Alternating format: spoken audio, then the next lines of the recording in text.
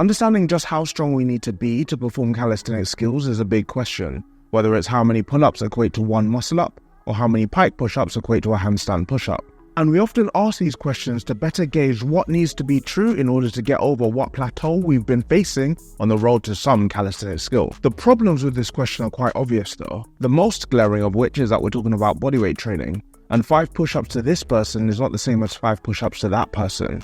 On top of all of this, we have the intricacies of weight distribution, limb length, muscle density, strength to weight ratio, and all of that before considering the mechanics of actually learning the skill and the effort that goes into mastering it. But that being said, I do think baselines give us a healthy North Star to move towards, and so what we'll be going through today is how strong we need to be to perform various calisthenics skills, and we'll be breaking it down by how strong you need to be before you start working on the skill and working towards those progressions, but also just roughly how strong you'll need to be in order to perform the skill. Again, and I cannot stress this enough, because of the caveats I've mentioned before, this will be a generalization.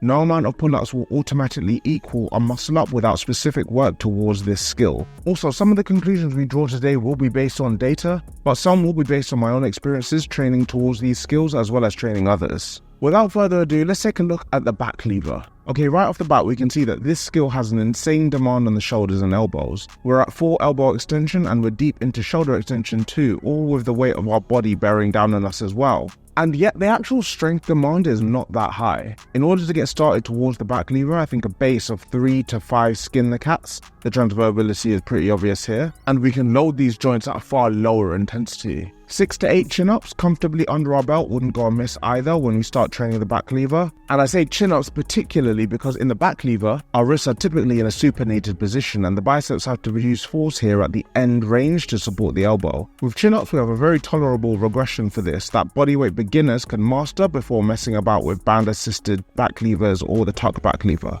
To be strong enough to actually perform the back lever though, you're looking at being closer to 6 to 8 skin the cats and being comfortable with 10 to 12 chin-ups. As far as calisthenics skills go, I don't think this is a very high demand to reach for. In fact, I think a lot of beginners can probably very quickly achieve this in a relatively short space of time. Onto the handstands now, and this one's a little bit weird when you start to consider the strength demands, and that's because with this skill, strength is rarely what people struggle with, as the idea of balancing on our palms and fingertips upside down is a complete reorientation, literally, of how we move through space to stay upright. That being said, if we don't have the strength to hold ourselves up, we won't be able to create the mental state that is necessary to focus on balancing. For this reason, I suggest handstand beginners being able to hold a chest-to-wall handstand for at least 10 seconds, really pushing to and creating that straight line shape before starting to work on a handstand. And I know many handstand tutorials advocate for hollow holds and exercises like dips and push-ups, and these are valuable. I myself integrate these movements into my own training programs. But actually, if you had to pick any measure of handstand strength, chest-to-wall duration is going to be that metric. Those who are looking to have the capacity to hold a handstand consistently should have 30 seconds of chest-to-wall handstand comfortably mastered, thereby learning how to stack ankles over knees, over hips, over shoulders, over elbows, over wrists efficiently to further minimize strength demands in this highly neurologically demanding skill. Handstand pressing is a different beast entirely though, and here the strength demands ramp up significantly. Beginners would do well to tackle a bent arm press first, like the frog to handstand to get the ball rolling. And in order to start working on a skill like this, having 3 pike push-ups, a 10-second frog stand, and a 10-second chest-to-wall would be a really good start.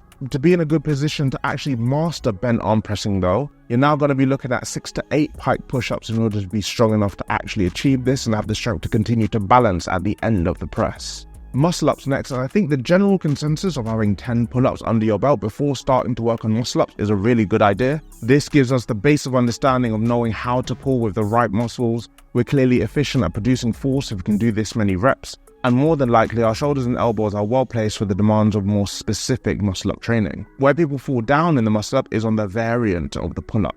We should be using a hollow body pull-up to work towards our muscle-up goal. As well as this, we've got to consider the speed at which we're pulling.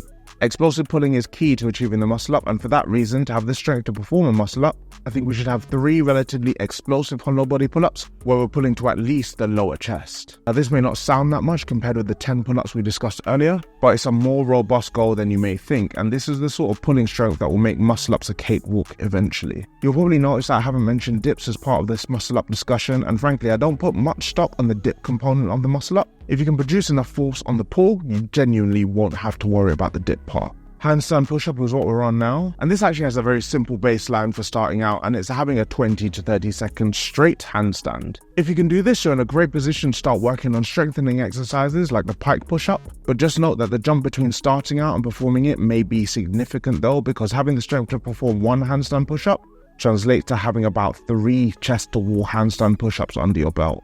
For handstand push-ups, weighted dips would also be a half decent benchmark as well, and having 3 reps of 25% of your body weight in hand is another target to aim for en route to your handstand push-up. Okay, so now we're getting into the really meaty skills, the skills that make calisthenics famous, and we're going to take a look at the front lever.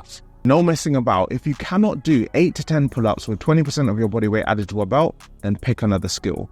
You may be wondering why we're discussing a vertical pulling exercise for a horizontal pulling skill, given the muscles worked in the front lever, the lats, the traps, the rhomboids, the delts. But pull-ups give us the most transferable and scalable way to measure this before starting on more specific training. The poll on 10,000 calisthenics athletes shows that those who could front lever have an average of 64% body weight pull-up. And this should be the acid test that we look to achieve before knowing that we're strong enough to perform a front lever. You might be thinking about your core as well, but actually if you can hold a hollow hold for 20 seconds, this is all the core strength you'll need. I cannot stress enough how much the front lever is all about the shoulders. For the planche, the starting strength requirements may seem a little bit strange, but bear with me. I recommend being able to perform 6 ring dips and being able to confidently hold a handstand before you start working towards the planche. The ring dips, because the turnout at the top of the dip is a similar stress to the biceps in the planche, meaning that the connective tissue conditioning benefits give us a fantastic base for progressions like the planche lean and the top planche. And the handstand, because it is an accessible skill that we can master en route to the planche that will bring strong wrists and shoulders. An absolute prerequisite when we're talking about the planche. More to the point is that it's easy to forget that the planche is still a form of hand balancing, and so handstands will definitely help here, even though it's 100% possible to develop a planche without learning how to handstand. Using the survey of calisthenics athletes again, we can see that competent planches have an extremely strong pushing base, with 69% body weight dips on average. And so, in the case of the plancher, we'll use this as the general strength proxy for this skill. One arm pull-ups are next, and stating the obvious here, we're pulling our body weight with one arm. And so straight away, having a 50% body weight pull-up is going to be our baseline before starting to work on one arm pull-up specific exercises. The strength demand of this skill is insane, but actually it's the demands on our connective tissue that worry me most with the one-arm pull-up. Along with ring muscle-ups, the one-arm pull-up is probably the exercise that I personally have seen most people get injured with when it comes to calisthenics skills, and I do believe this comes from a lack of appreciation of the demands on our shoulders and elbows specifically, and so getting a strong weighted pull-up while working on our joints is going to be needed long before we allow one of our hands to relinquish the bar. One-arm pull-up practitioners boast a 66% bodyweight pull-up on average according to the Reddit bodyweight survey, and so this is the marker that we're going to lay down in order to be strong enough to do the skill. I've deliberately kept the measures we've discussed here today very general. Too much minutia and we get into our own heads. But I do want to understand what you think. Do you think that the benchmarks we've set down here today are a little bit too conservative? Do you think that we should be starting skills a little bit earlier? Let me know down in the comment section below, and if you want to understand how to train differently for skill work and for strength, then check this video out right here.